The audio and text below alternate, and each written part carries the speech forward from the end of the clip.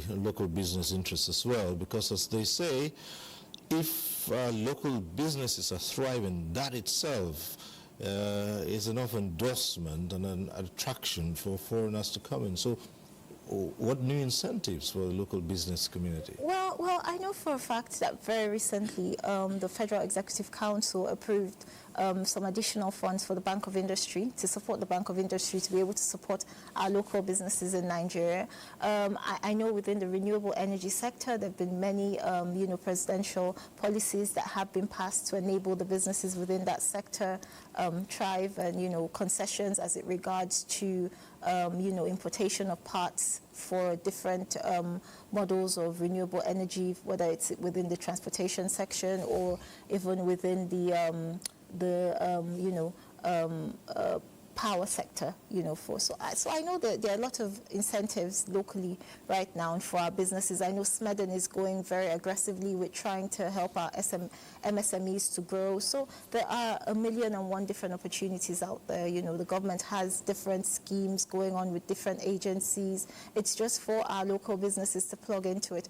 Another thing that is very interesting that our at the presidential level has been done recently is, I know during the trip when the vice president went to Sweden, the trip when the president went to France, we were also able to take our local indigenous businesses and plug them into foreign businesses on the other end to try and see how we could stimulate growth. So the government is being very proactive in pushing our businesses and also trying to stabilize the economy and the business climate generally to enable businesses to flourish. Well, back to the visa on arrival policy. Yes, you're upgrading and everything's going to get automated. Again, as we say, you think this is all foolproof? Or what might be some challenges you might envisage, or it's just good all through? So I wouldn't say it will be all smooth, but what I would say is we have to continuously try as a country to improve. And for me, I go based on facts and figures. I would just ask off the top of my head, is our visa passport renewal service, has it improved since before this administration? I would say yes. I think most people would agree that yes, it's easier for us to get new passports or to renew our passports now.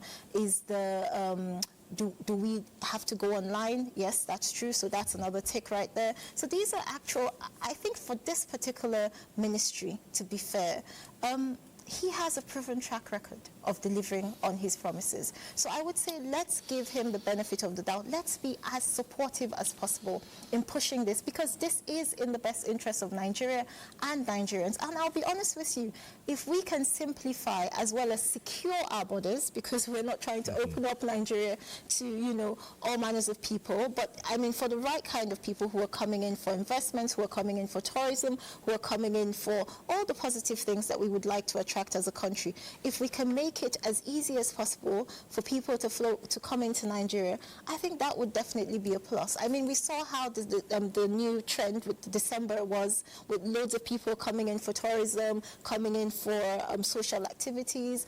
For me, I think anything that promotes Nigeria, adds value, is definitely a plus. That was great for businesses, especially in Lagos. We're looking to see how, hopefully before December, we can expand this to other parts of Nigeria that also have very interesting tourism spots and locations. So definitely, with this new visa, it's actually an electronic visa, which it's always been.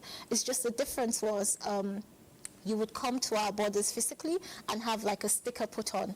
And the minister made a very good argument for that. The cost of printing those stickers, we can save that money by sending emails. When you come, it's scanned, and yes, your visa is there, and you get a stamp and you come in. I think it's a more efficient way of processing visas, and I am absolutely in support of this new policy. It's not really a new policy. I look at it as like an upgrade of policies. Another thing that I want to re-emphasize is that we feel that Nigeria has some very great policies, and our problem is implementation. So at PEBEC, we won't really be supporting new policies, but we would be supporting an improvement on existing policies. Reason being, we've had enough of instability new things, everybody coming with new ideas, everybody coming with, this is the way I want to do it. But we need to remember that government is continuous. Regardless of administration, we should do things that can outlive us and our successors can carry on, right? So it's important that we are also prepared to carry on policies and, reforms that had been that predate our coming into office, because government is continuous. It's not a personal business. It shouldn't be about our personal, yes, of course, when you come into office, you have your own style of doing things, and your style should be to improve on existing systems, but not necessarily to scrap and try and always begin something new. So we're going to be pushing for continuation as much as possible, and we're going to be pushing for improvement on existing policies, and of course, automation, because we really believe automation will make our systems more efficient. Transparency will get rid of all the corruption and all the other extra bottlenecks involved in, dealing with government as a whole.